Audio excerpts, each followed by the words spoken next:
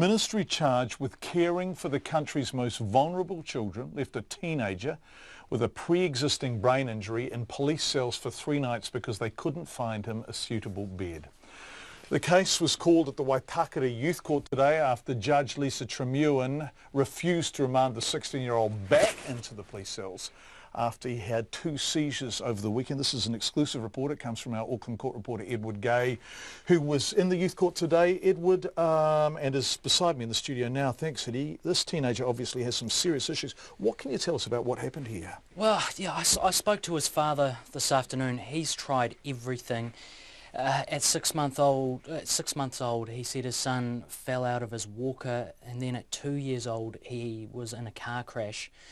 From his early school years, there were behaviour issues. He was diagnosed with ADHD as a 5-year-old. He's been expelled from schools. He's got a history of violence towards students and teachers. And his father, he's been injured as well. He's had a broken arm. He's tried to homeschool his son, but he says his son's violence has escalated. And his father told me that basically his son's fallen through the cracks, and he's worried something more serious may happen. He says his son needs hospital treatment. So this is a kid against whom the cards are very firmly stacked. He spent 3 nights in police cells. How, was 16 years old?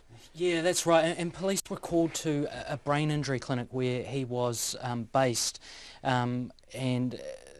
this teenager was alleged to have set a chair on fire and be threatening a security guard. Now, Senior Sergeant Terry Burke, he told the court today that a constable, while this teenager was in the cells, a constable had to be taken off duties 24 hours eyeballing this young man just to make sure he was safe. The police didn't risk using CCTV, for example. He had 2 seizures while in custody. Both times had to be taken to Waitakere Hospital by ambulance. He appeared on Saturday before a JP, but despite a social worker trying for hours, they couldn't find him a bed, and he was back in police cells Sunday night as well. The sergeant told the court the police didn't have the facilities to care for the young man, but Oranga Tamariki, formerly known as Child, Youth and Family, they wouldn't take him, and nor would mental health authorities. He said the teen shouldn't be in police cells, let alone over a whole weekend. So Oranga Tamariki wouldn't take him, mental health authorities wouldn't take him, they couldn't find a bed for him, they were looking for a bed? Yeah, this a representative from the ministry was in court today, and she spoke to Judge Tremewen. She said that it was very hard to place this teenager because of his needs.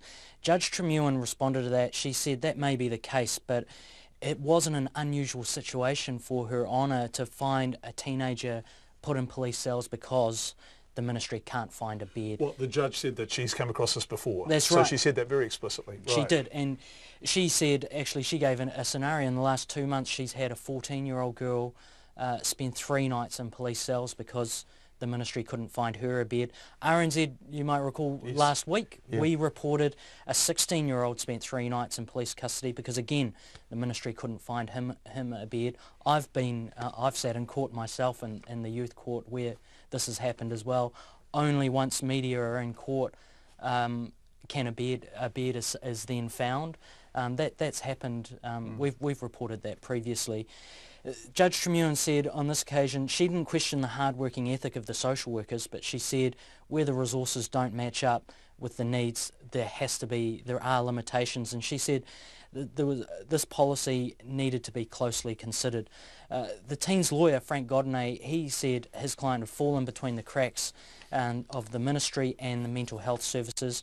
The ministry has managed to find him a bed today in a secure mental health unit in Porirua this afternoon. That's in a facility called Ngā Tai Ohi, and the matter will be called before the court again at the end of this month. Edward Gay, who was in the the youth court today. Thanks, Eddie. I really appreciate you giving us that.